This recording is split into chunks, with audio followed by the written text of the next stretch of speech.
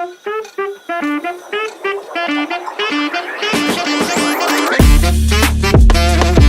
Krishna, welcome to channel the bay of law. तो इस video में हम लोग मॉडल्स ऑफ क्रिमिनल जस्टिस के बारे में पढ़ने वाले हैं। अब मॉडल्स ऑफ क्रिमिनल जस्टिस ये है क्या, मॉडल्स किसे बोलते हैं हम लोग। मॉडल्स जानने से पहले अगर आपको ये समझ आ गया तो मॉडल्स पढ़ना बहुत आसान होगा। अब आप जो भी क्रिमिनल लॉज देखते हो, मतलब रूल हो या प्रोसीजर हो, तो उसके पीछे कोई ना कोई ऑब्जेक्टिव तो होता है ना, कोई ना कोई तो पर्पस होता है ना कि हमें ये अचीव करना है। उसके अकॉर्डिंगली रूल्स बनाए जाते हैं। अंधाधुंध तो कुछ भी नहीं बना दिया जाता ना, अच्छा यहाँ पे ये है, ये अच्छा लग रहा है तो ये लिख लेते हैं। ऐसा तो नहीं होता है ना, कोई ना कोई एक ऑब्जेक्टिव होता है, कोई ना कोई एक एम होता है जो कि हमें अचीव करना होता है। उसी को हम लोग मॉडल्स कहते हैं। बस यही है मॉडल्स का मतलब। अब ये जो मॉडल्स हैं कई तरीके के हैं, लेकिन जो सबसे इम्पॉर्टेंट है हमारे वो है ड्यू प्रोसेस मॉडल और क्राइम कंट्रोल मॉडल। अब ऐसा नहीं है कि किसी एक कंट्री में एक ही मॉडल फंक्शनल रहता है। ये मिक्स मॉडल्स भी आपस एक साथ मतलब चलते हैं, तो ऐसा कुछ नहीं है इसके बारे में। लेकिन हम लोग इन मॉडल्स के बारे में जानेंगे। तो अब जैसे मैंने आपको बताया, दो इंपॉर्टेंट मॉडल्स हैं, ड्यू प्रोसेस मॉडल और क्राइम कंट्रोल मॉडल। इनको हम लोग पैकर्स मॉडल भी कहते हैं, और इसमें मैक्लॉलिन एंड मंसी ये हैं। अब इसमें क्या है कि देखो, जो ड्यू प्रोसेस मॉडल होता है वो किसके बारे में बात करता है, वो होता है थोड़ा सा डिफेंडेंट के राइट्स के बारे में बात करता है। वो इंडिविजुअल सेंट्रिक होता है। वहाँ पे हमेशा प्रिजम्पशन ऑफ इनोसेंस होता है। जैसे अभी प्रेजेंट क्रिमिनल लॉ में हम देखेंगे तो क्या है, हमेशा हम लोग जो भी अक्यूज रहता है हमें मानते हैं उसे इनोसेंट प्रिज्यूम करते हैं। वहाँ पे क्या, अभी ड्यू प्रोसेस मॉडल में क्या सिस्टम है, ड्यू प्रोसेस मॉडल में ये सिस्टम है कि भले से 100 अक्यूज छूट जाए लेकिन एक भी इनोसेंट को पनिशमेंट नहीं होनी चाहिए। हमारे करंट सिस्टम में भी ये चीज़ है। वहाँ पे फेयर ट्रायल की बात होती है, मतलब ये फेयर ट्रायल, ट्रांसपेरेंसी, ये कुछ ऐसी चीज़ें हैं जिससे कि हम लोग ड्यू प्रोसेस मॉडल में नेगोशिएट नहीं कर सकते हैं। तो क्या इसके अंदर में ड्यू प्रोसेस मॉडल को हम लोग समझते हैं तो एक चीज़ समझ आता है कि ये चीज़ें मतलब डिफेंडेंट के थोड़े फेवर में ज़्यादा है। हम लोग क्राइम से ज़्यादा, क्रिमिनल से ज़्यादा, अक्यूज से ज़्यादा हम लोग का फोकस ज़्यादा किस पे रहता है, डिफेंडेंट के ऊपर। डिफेंडेंट के राइट्स के बारे में यहाँ पे ज़्यादा कंसर्न रहते हैं। अब जो अगला मॉडल है हमारा, crime control model. Crime control model कैसे काम करता है, यहाँ पे ये माना जाता है कि कोई भी जो अक्यूज है हम उसे वहाँ पे इनोसेंट नहीं प्रिज्यूम करते हैं। यहाँ पे हम लोग मानते हैं कि अगर वो अक्यूज है तो ज़रूर मतलब किसी ना किसी चीज़ के लिए गिल्टी होगा, कोई ना कोई उसने ऑफेंस कमिट किया है। अनलाइक ड्यू प्रोसेस मॉडल, तो ये हमारे इंडिया में ऐसा नहीं है, हम ऐसा नहीं प्रिज्यूम करते हैं।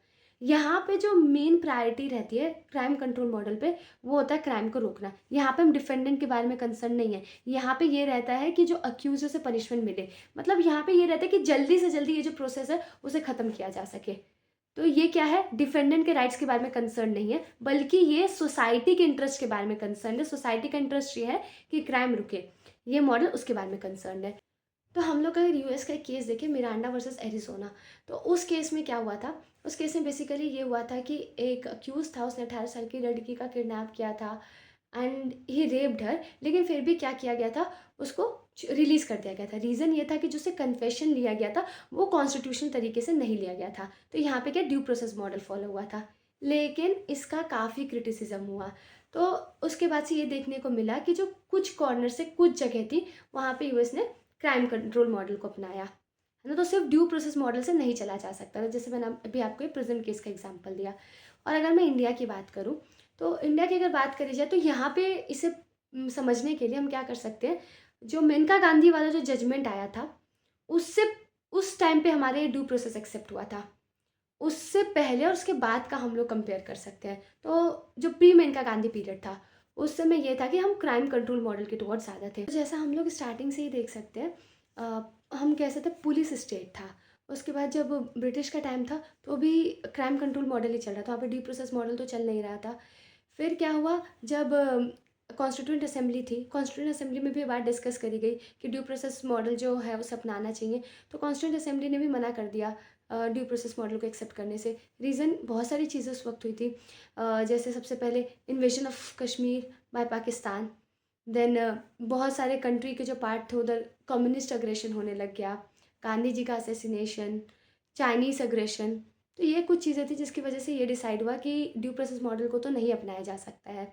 फिर जो जुडिशरी थी वो भी इसी मतलब क्राइम कंट्रोल मॉडल को ही सपोर्ट करती थी। इस रिगार्ड में ए के गोपालन वर्सेस स्टेट ऑफ मद्रास का केस देखा जा सकता है।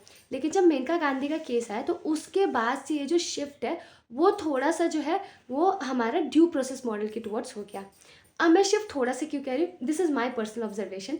अभी हम सबका अपना अपना ऑब्जर्वेशन हो सकता है। अगर आप लोगों ने क्रिमिनल लॉज को पढ़ा है, आपने BNS, BSc और BNSS पढ़ा है, तो अब जैसे मैं एक बात बताती हूँ, अगर हम लोग BSc पढ़ेंगे, this is my personal observation और मैं इसे काफ़ी शॉर्ट में बता रही हूँ।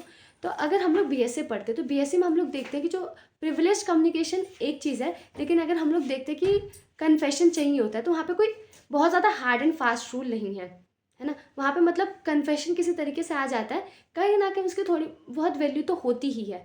तो मुझे यहाँ पे लगता है कि हमारा थोड़ा ड्यू प्रोसेस मॉडल नहीं दिख रहा है, यहाँ पे क्राइम कंट्रोल मॉडल दिख रहा है। लेकिन मेनका गांधी का जब से केस आ गया उसके बाद से तो बहुत सारे जगह हम लोगों को ड्यू प्रोसेस मॉडल ही देखने को मिलता है। लेकिन कुछ पर्टिकुलर सिचुएशन होते हैं, कुछ कंट्री में कुछ सिचुएशन अराइज हो जाते हैं, तो देखते हैं कि वहाँ पे ड्यू प्रोसेस मॉडल नहीं फॉलो होता है। तो ये कहना कि इंडिया में सिर्फ एक मॉडल फॉलो होता है, I think it's difficult to say. तो आपको अलग अलग लॉज में अलग अलग एविडेंसेस इस बात के दिख सकते हैं। अब यही दो मॉडल नहीं थे, जो किंग थे उनका ये मानना था कि और भी मॉडल्स होने चाहिए। ये दोनों चीज़ें तो बहुत ज़्यादा एक्सट्रीम है। ड्यू प्रोसेस मॉडल देखा जाए तो बहुत ही ज़्यादा सॉफ्ट ही है, और क्राइम कंट्रोल मॉडल देखा जाए तो बड़ा ही हार्श है। तो इन्होंने 4 और मॉडल बताए। वो क्या मॉडल थे? Medical model, bureaucratic model, status passage model और चौथा था पावर मॉडल। तो अब क्या था इन मॉडल्स में? तो अगर हम लोग मेडिकल मॉडल की बात करें, ये था बहुत ज़्यादा इंडिविजुअल सेंट्रिक। ये बोलता था कि हम हमेशा जो है अक्यूज़ को पनिश नहीं कर सकते हैं, हमें इतना इंसेंसिटिव नहीं एक्ट करना चाहिए, क्योंकि अगर अक्यूज़ जो है वो कोई क्राइम कमिट करता है तो उसके पीछे बहुत सारे फैक्टर्स रिस्पॉन्सिबल होते हैं। तो instead of punishing that person हमें उसे ट्रीट करना चाहिए। ये था मेडिकल मॉडल।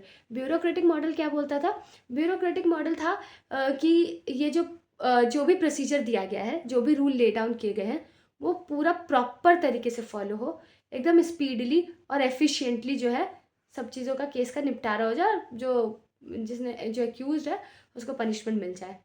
तो इनका ये था कि कम से कम खर्चा हो, कॉस्ट एफिशिएंट भी रहे, ये सारी चीज़ें थी। और अगर पैसा लग रहा है तो उसके बाद तो सज़ा हो ही जानी चाहिए। तो इनका कुछ इस तरीके का था। फिर था हमारा जो दूसरा था स्टेटस पैसेज मॉडल। ये था कि जो भी क्रिमिनल है उसको क्या करना कि जो सोसाइटी है उसकी नज़रों में उसको गिराना, उसका जो एक्टिविटी है, जो भी उसने क्रिमिनल एक्टिविटी किया है उसे इमोरल मानना। ये था स्टेटस पैसेज मॉडल। क्योंकि ये कहावत है ना कि क्या कहते हैं कि इज्जत कितनी ज़्यादा वैल्यूएबल होती है। आई कांट रिकॉल दैट कहावत।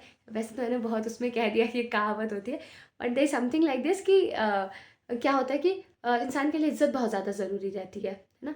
बिना एक इज्जत के लाइफ मौत के बराबर होती है, ऐसा कुछ था, मैंने सुना था। तो मतलब कहने का मतलब ये है, ठीक है।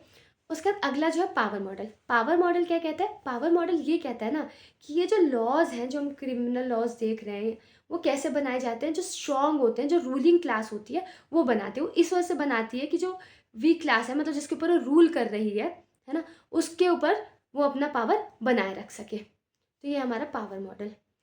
अब ऐसा नहीं है कि सिर्फ इतने ही हैं, और भी कुछ 2-3 मॉडल्स थे, उनके बारे में भी थोड़ा सा जान ही लेते हैं। अगला जो है वो है जस्ट डेजर्ट मॉडल। वो ये कहता है कि जो क्रिमिनल है उसको उतना ही पनिशमेंट दो जितना जैसे उसका एक्ट रहा है, उसके साथ कॉन्सोनेंस में होना चाहिए, नहीं कि बहुत ही ज़्यादा हार्श पनिशमेंट दे रहे, नहीं, जितना उसने किया उसी के हिसाब से उसे दो, ठीक है। फिर अगला है हमारा मैनेजिंग ऑफेंडर बिहेवियर मॉडल।